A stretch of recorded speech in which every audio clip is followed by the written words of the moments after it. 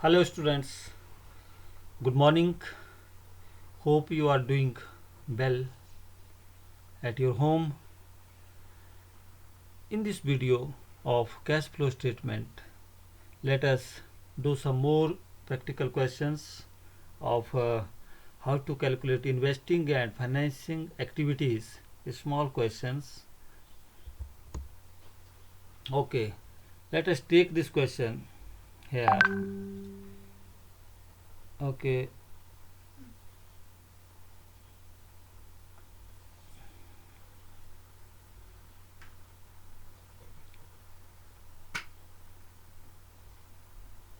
yes.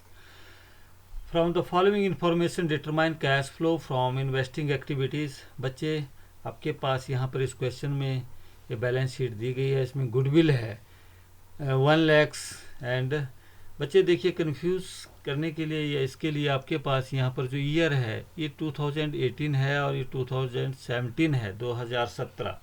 तो आपके पास 2017 में गुडविल थी 1,20,000 और 2018 में घट कर रह गई गुडविल आपके पास 1 लाख। इसका मतलब क्या हुआ कि जो गुडविल घटी आपकी वो ऑपरेटिंग एक्टिविटीज़ में उसको क्या हो गया, राइट ऑफ हो गई।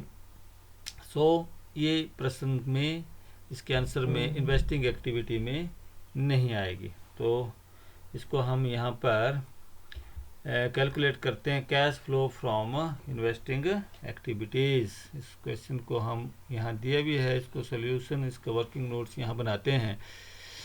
Okay, cash flow from investing activity.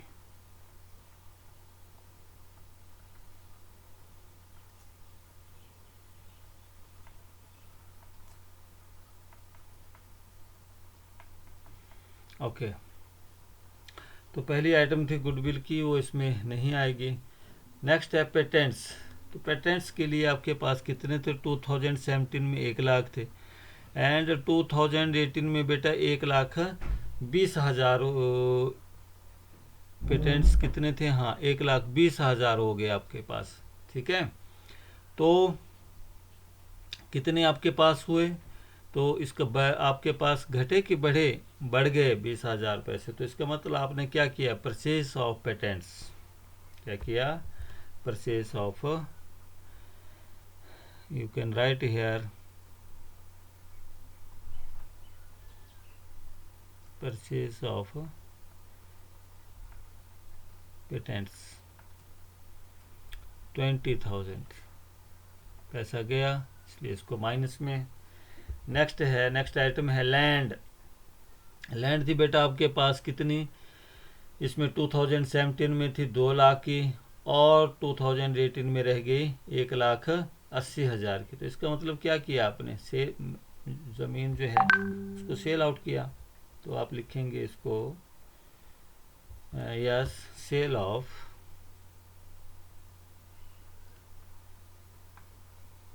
Land.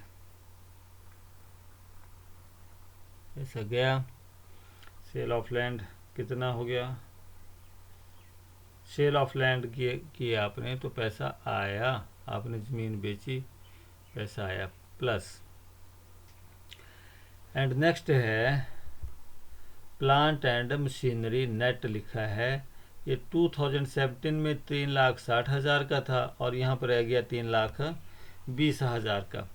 Okay, 3,60,000 का था, 3,20,000 का रह गया तो घट गया, तो प्लांट एंड मशीनरी।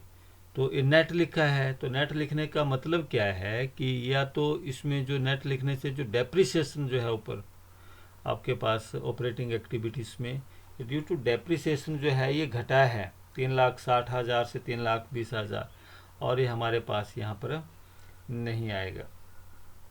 ओके, तो इसलिए due to depreciation.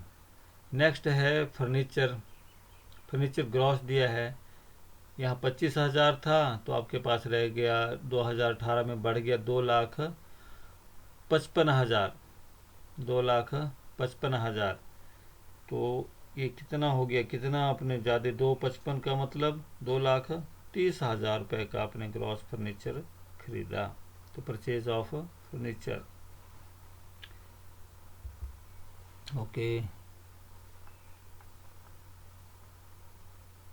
Purchase of furniture आप इसको लिख सकते हैं। परचेज ऑफ फर्नीचर ये बेटा 2,30,000। Clear? Okay, now investment. Investment आपके पास दिया 10% इन्वेस्टमेंट। 1,00,000, ये 2,00,000 था, 1,80,000 रुपये रह गया। तो आपने क्या हुआ, इन्वेस्टमेंट आपका कम हुआ, तो इसका मतलब sale of investment, sale of investment by 20,000।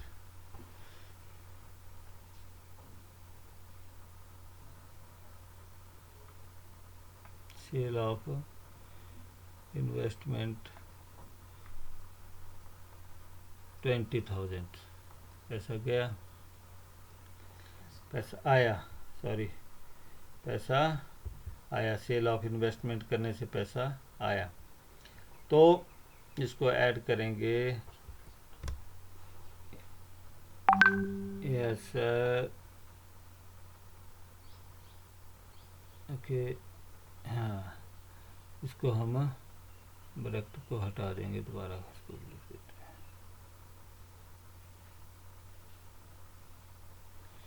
Okay,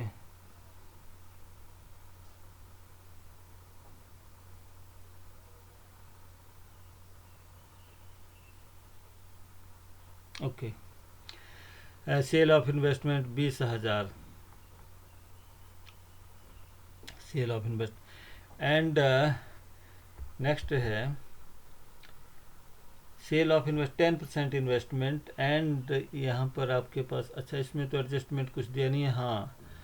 and next है व्हाट, ये interest on investment, accrued interest on 10% investment 10,000। 18 में, 17 में कुछ नहीं था यहाँ पर, तो इसको इंटरेस्ट आपको प्राप्त हुआ इन्वेस्टमेंट में, तो पैसा आया, तो it is also in plus में होगा, इंटरेस्ट ऑन इन्वेस्टमेंट। क्लियर है? ओके, इंटरेस्ट ऑन इन्वेस्टमेंट 10,000, इसको हम कर लेंगे तो हमारे पास ये आ गया 2,30,000, 2,40,000 और 2,40,000, और क्या बचा, 2,30 और 20, 2,50। ओके, कैश यूज्ड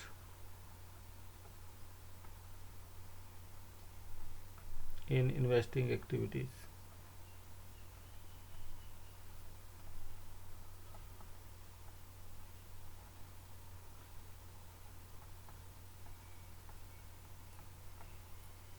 ओके, तो बेटा आपके पास आ गई ये 2,50,000 आपके पास माइनस में, और 50,000 आ गया आपके प्लस में, तो आपके पास आ गए 2,00,000 आ गया आपके पास यूज में, कैश यूज्ड माइनस में। तो दिस इज द आंसर। आप इसको इस तरह से इसमें कर सकते हैं। It is also given here, but you can solve this question like this, and some notes are also given here in these questions. You can read them and try more questions to calculate investing activities. Okay,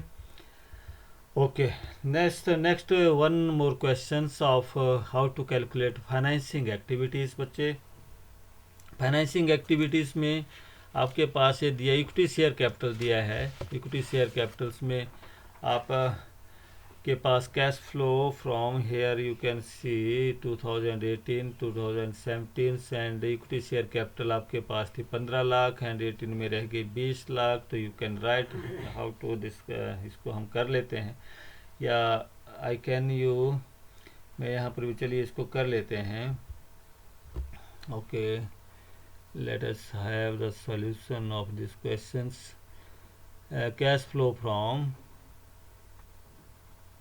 cash flow from financing activity।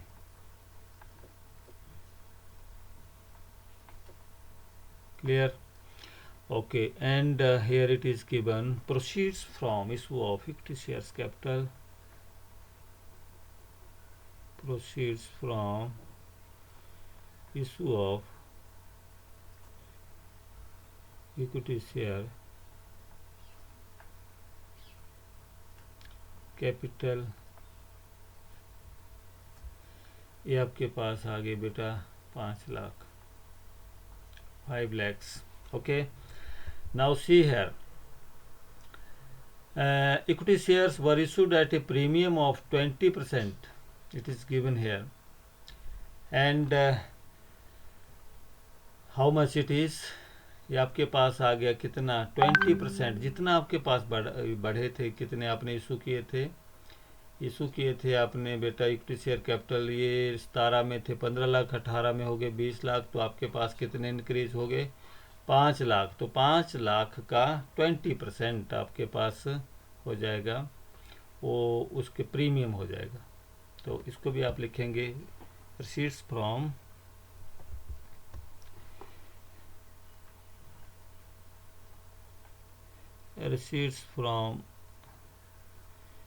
security premium, it is 1 lakh. You can write here 1 lakh, ये sorry 5 lakh का आपके पास 20%. Okay, इस तरह से आपके पास ये आया. Now redemption of preference share capital, आपके पास यहाँ पर दिया है, आपके पास दिया है बेटा 12% प्रेफरेंस शेयर कैपिटल 5 लाख, और इसमें आपके पास कोई नहीं थी, तो इसका मतलब क्या हुआ, ये 5 लाख आपके पास 12% प्रेफरेंस शेयर कैपिटल है, तो redemption of preference share capital पूरे का पूरा जो, क्योंकि उसमें आ गया है ना, तो आपने रिडीम किए होंगे. ओके, तो redemption of preference share capital 5 lakh with in bracket. Clear? And next है 14% डिवेंचर, ये 17 में नील थे और 18 में बेटा है 2,50,000 के हैं. और इसके बारे में क्या बोल रहा है, 14% डिवेंचर्स के बारे में नीचे दिए एट ए डिस्काउंट ऑफ 10%. तब आपको ने जो एक इशू किए थे डिवेंचर्स, जो आपने 14% डिवेंचर्स, तो इसके लिए 2,50,000 रुपये का आपने 10% डिस्काउंट पर दिया, तो you have to calculate 10% of 2,50,000, and then जो आया उसको घटाकर आपने प्रोसीड्स फ्रॉम इशू ऑफ इसको करना होगा. ओके, तो write this proceeds from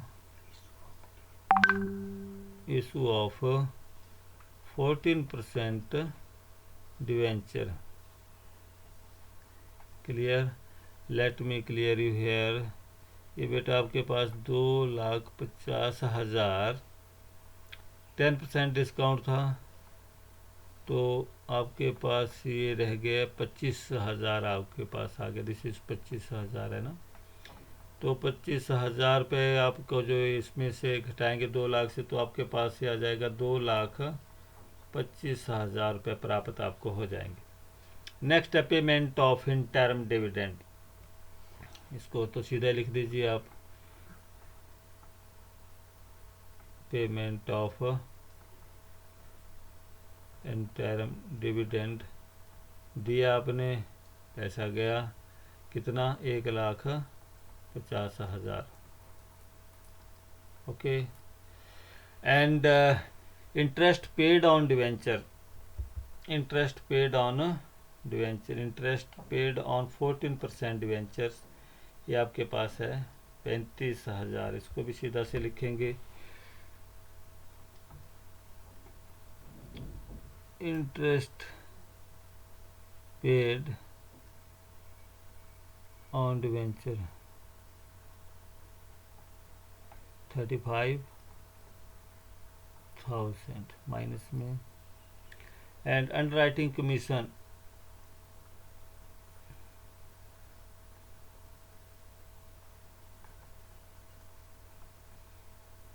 issue करते बार जब आप अभिभावकों को, ब्रोकर्स को कुछ कमीशन देते हैं, वो कुछ खर्चे होते हैं, वो कितना बेटा 20,000 रुपये व्यवसाय से गए तो माइनस में, and dividend paid on preference shares, dividend paid on preference share 60,000, underwriting commission था 20,000। ओके, तो underwriting commissions 20,000 and dividend paid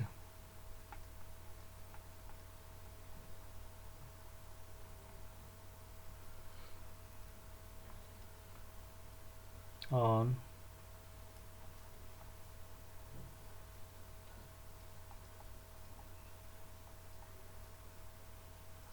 share 60,000।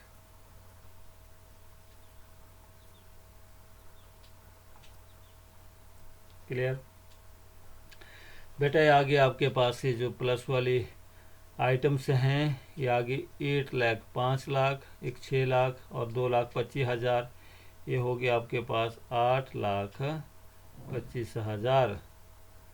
Okay, and minus 5 lakh, 1.5 lakh, ये हो गया 6,50,000, एंड 35,000, 6,85,000 और 6,85,000, ये हो गया 7,05,000, एंड 60 हो गया 7,65,000, 7,65,000। ओके, आप इसको माइनस कर देंगे तब आपके पास ये बच जाएगा 60,000। कितना बच जाएगा? 60,000।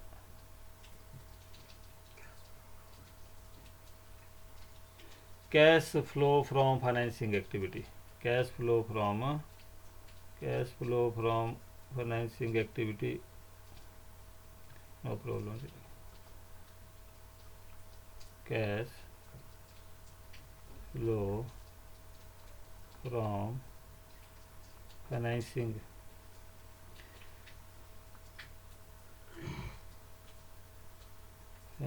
एक्टिविटी 60,000।